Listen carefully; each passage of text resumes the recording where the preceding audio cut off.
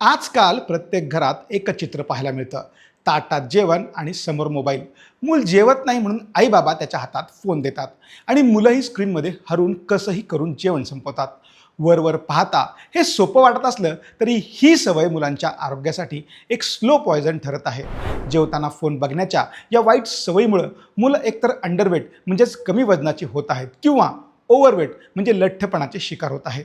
पालकांसाठी धोक्याची घंटा वाजवणाऱ्या या समस्येतनं नेमकं बाहेर कसं पडायचं हे आपण अगदी सोप्या भाषेतनं समजून घेऊयात. स्क्रीन बघत जेवल्यानं मुलांचं काय नुकसान होतं? आजकाल पालकांकडे वेळेची कमतरता आहे.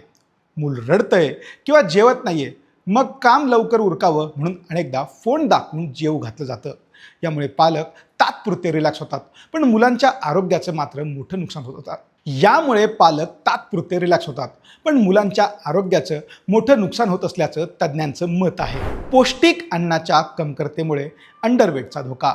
जेव्हा मुलं फोनमध्ये डोकं खुपसून जेवतात तेव्हा त्यांचं लक्ष जेवणात नसतं, तर स्क्रीनवर असतं. ते फक्त यंत्रासारखं तोंड चालवत असतात. यामुळे शरीराला आवश्यक असलेले कार्बोहायड्रेट्स, प्रोटीन्स, विटॅमिन्स आणि फॅट्स योग्य प्रमाणात मिळत नाही.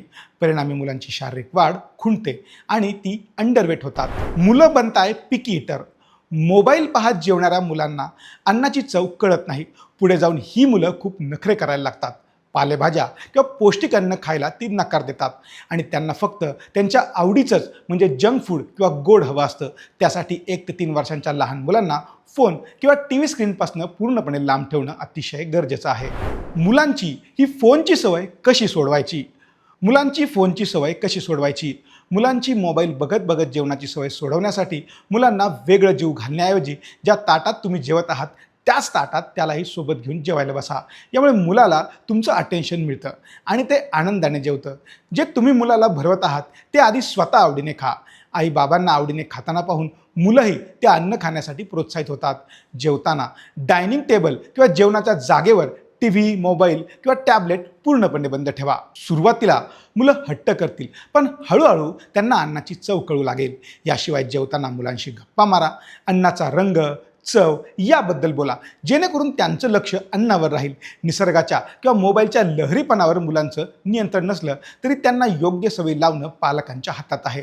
निरोगी शरीर हीच खरी संपत्ती आहे. त्यामुळे आजच मुलांच्या हातातला फोन काढा आणि त्यांना सकस पौष्टिक आहाराची चव चाखायला शिकवा, जेणेकरून भविष्यात त्याला आरोग्याच्या समस्यांना तोंड द्यावं लागणार नाही.